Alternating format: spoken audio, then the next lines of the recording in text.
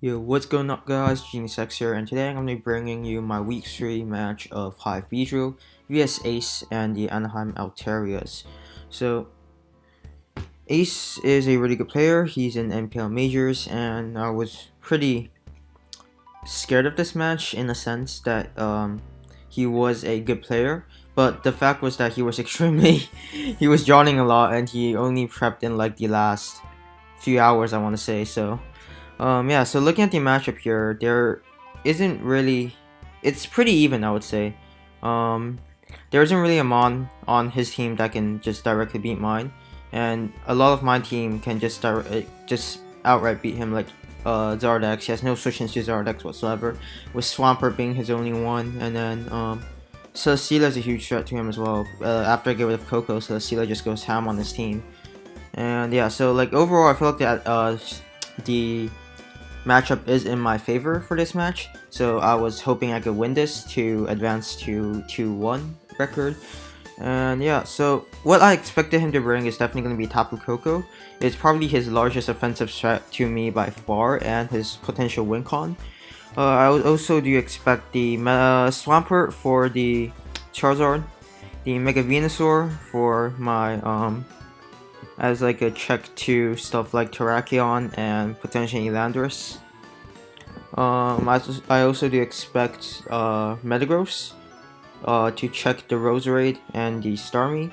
And then probably Togekiss and one of Diggersby or Volcanion as his last mon, so as just a good wall breaker. I do expect a default mon because since he got Sticky Web raped by Greg week 1, and I do have good hazard setting options, so I do expect a sort of default mon in either Togekiss or Volcanion to come. So yeah, that should be it. I'm gonna keep the team building quite short in this vid since I'm lazy and I still have to record week 4. So let us hop straight into my team for Ace. So first we have this was supposed to be Flare Blitz. Is there anything else? Yeah, I think this was the team. Oh no, this was Alum. Yeah, so here we have in my team for Ace.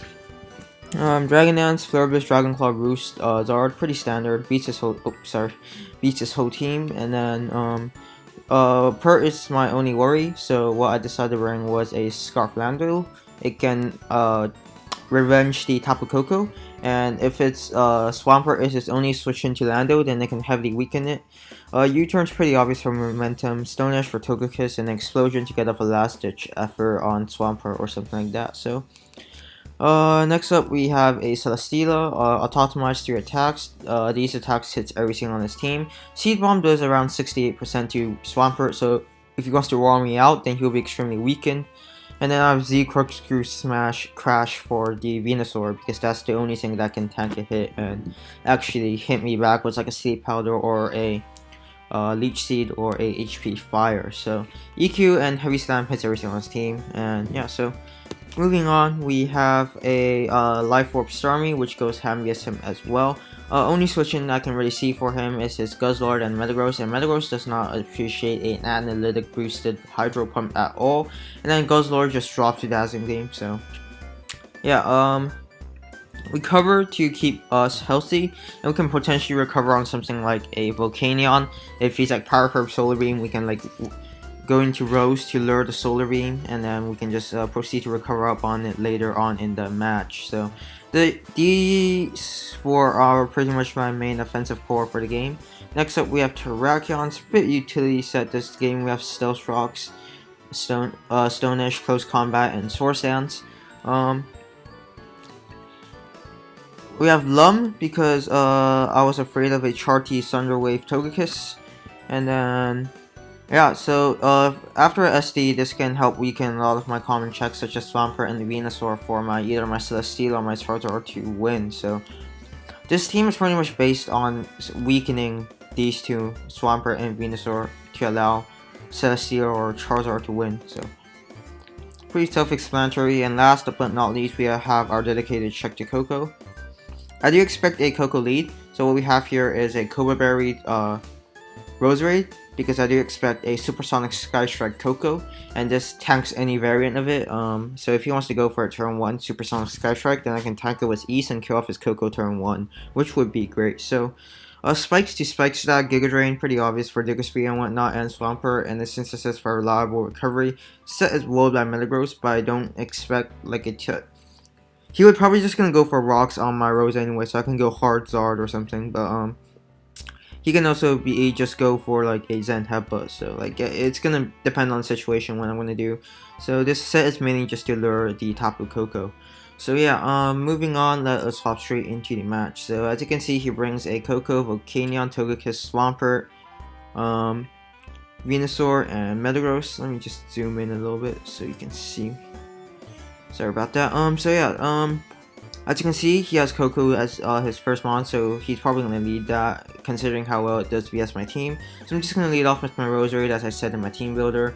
And he's probably going to go for a Supersonic Sky Strike, so I decided to just stay in and go for the Sludge Bomb. As he's just going to go for regular Brave Bird, so I believe that was a pretty bad play by Ace, because Brave Bird didn't actually kill my Roserade even without the Koba. So, whatever, I'll take the kill, and we managed to kill off Koko turn 1, which is huge for me. So next, he's just gonna go into his Metagross here, and right here, there was a few options that I could have done. So what I expected Ace to do here was either gonna go for the Zen Headbutt, Ice Punch, or the Stealth Rock. So in my mind, I was like, oh, Zard can cover all of these options, and even though he has a Swampert in his back, which is most likely his Rocker, I didn't expect him to go for anything that can just OHKO my Zard directly, and I can just roost up on pretty much everything on his team. So the reason I didn't want to go into my Landorus or my Starmie hard is because if he goes for an Ice Punch here, then my Landorus will drop in one hit, and that's actually quite important to my team, considering that I needed to weaken Swampert and potentially revenge the Scarf Volcanion. And my Starmie is also really important because he has no Psychic resist other than Metagross, which does not appreciate a Hydro Pump, as I stated earlier. So what I decided to do was go for a bit more aggressive play and go into my Charizard to potentially tank any hit and roost up / go for a Flare Blizz. So we're gonna go hard into Charizard. I'm just gonna go for his Thunder Punch and just decimate my Charizard. So that it's pretty unfortunate. I believe it was a pretty bad play on my part, but like there was really I didn't really have another switch in, I want to say, considering that had to be offensive Metagross. Even though it's electric terrain boosted, I did have a decent amount of HP investment. So at this point I was like, oh, he has to be max attack Metagross to be able to kill. So I was like, okay, let me go into my Landorus. So because he's max attack, you probably don't have much defense or HP, so what I can do here is I'm just going to go for the U-turn. Even if he's going to be Shuka, he's going to go for the Ice Punch here. So if he goes for the if he stays in on my Landorus, then I can assume he's Shuka and go into my Starmie on his Ice Punch. So we're just going to go for the U-turn. It's going to go into his Venusaur. I'm going to go hard into my Starmie here. As I said, he has no Psychic Resist. I was debating going for the Hydro Pump here, trying to catch the Metagross on the switch-in. But the reason I didn't want to go for it is because if Ace goes for the Giga Drain, thinking that I'm not going to be Life Orb Starmie, and because regular Starmie without Life Orb does not kill this Max Speed F Venusaur, so I don't want to risk Ace staying in, so I'm just going to go into for the Psychic, as he's just going to go into Metagross. So right here is a kind of a 50-50. I know he's going to be offensive, so he might go for the Thunder Punch right here, so Electric Terrain Booster is definitely going to kill my Starmie. And right here I feel like Landorus is a very obvious play to catch the Thunder Punch, so I'm going to actually go for the Hydro instead, expecting him to predict my Landorus and go for the Ice Punch. So that's what I end up doing, and it works out perfectly, as he's just going to go for the Zen Headbutt on my Starmie. So seeing that Psychic did 20% on the switch-in was analytic, I know that a regular Psychic is going to do about 12 to 15% to this Metagross, so I'm just going to go for that. And she's actually going to go into his Volcanion, and a analytic boosted Psychic does 93 to him, putting it in Spike's range, which is huge for me. So right here, I know that Steam Eruption, any move from this Volcanion basically kills. I just had to go into Rose. If he's not, if a Roserade, if he's a Scarf Volcanion, then I can just recover up on this thing. And if he goes for Flamethrower, then I can set up with my Terrakion and potentially win right here. So either way, it was going to be a good situation for me. If he's not Scarf Volcanion, then I can pretty easily go back into my, what do you call it, land rest, and get off a free U-turn. So Rose was a pretty decent play overall. It's not like it was important for me anyways. He's just going to go for the Steam Eruption. There's 31 no burn, which is great. He's going to go for a second Steam Eruption. Doesn't kill, as I'm going to be able to Synthesis up. He burns me here, which is a bit unfortunate, but right here I can just go for the second Synthesis as he goes into his Venusaur. So this is great because his Metagross and Volcanion are both extremely low, meaning that they die to a few spikes. Metagross needs 2 layers, so I'm just going to go for another layer of spikes as he's going to go for Sludge Bomb. And right here what I can do is I can just weaken this, so my Starmie guarantees to kill this in one shot. And I get a crit. I don't think that mattered. It was still in psychic range if I didn't get the crit. So I'm just going to sack off my Rose here. So I'm going to go into my Starmie. Speeding I was going to recover here because the Metagross / Volcanion sack was really obvious. But there's no reason for me to make a prediction at this point in the game. I'm up ahead by a lot and I can just play safe for the rest of the game. So he's just going to sack off his Metagross. Actually, he's going to go into his Togekiss, I believe. So right here, I was like, okay, so he's most likely going to go for the Air Slash right here, and I can get off a free cover. If he's Scarf, I can set up with Celesteela and win. And if he's not Scarf, then I can recover up and scout what he's going to go for. She's going to go for Defog. I have a good switch into Volcanion either way, being the Starmie, so yeah, I'm just going to go for the recover. So he's going to predict my Celesteela and go for the Fire Blast, does 0. And right here, with that damage, I can tell that he's max special attack. So my Terrakion tanks any 2 hits. And looking at his team, +2 Terrakion, Stone Edge kills Venusaur at 51, and Close Combat kills Swampert after 2 Spikes layer at +2. So I'm going to go hard into Terrakion and go for game.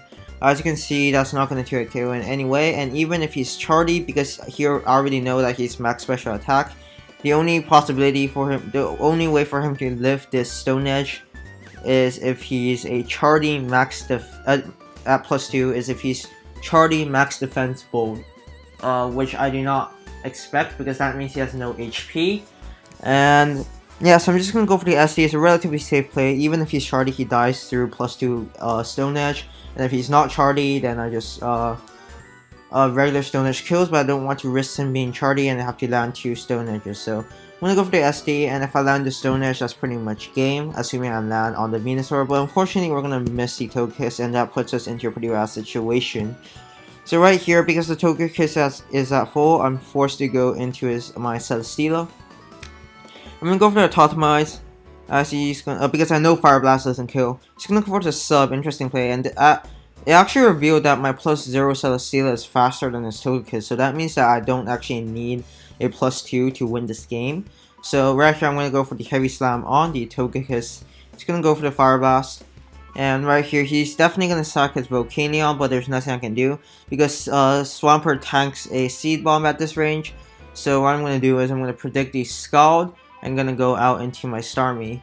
So right here, what's happening here is if I was Ace, I would sack my Venusaur right here and go back into Togekiss. But if I get off damage on the Swampert, then it puts him in Seed Bomb range. And as I said before, my Celesteela outspeeds the Togekiss. So if I get off damage on the Swampert, then my Celesteela wins. So I would definitely have sacked the Venusaur right there. But yeah, so he's gonna go for the Scald. I'm just gonna go for the Psychic. It kills Venusaur. It does huge amounts to Togekiss as we're gonna get off damage on the Swampert. And Celesteela's just gonna clean up the game right here. So overall, very good game. I feel like him sacking Coco was a huge plus for me at the start, and it's a pretty crazy game overall, considering I sacked my Zara turn 2, but I feel like I had momentum most of the game. Celesteela pretty much just butt raped him after his Coco went down, so overall it was a pretty good game. Next week we are going to be facing Justin, aka J-Slink. Should be really interesting. We don't have a really good matchup that game, but I do expect to do pretty well vs him. But yeah, that's going to be it for this video. Hope you all enjoyed, and I'll see you guys next time.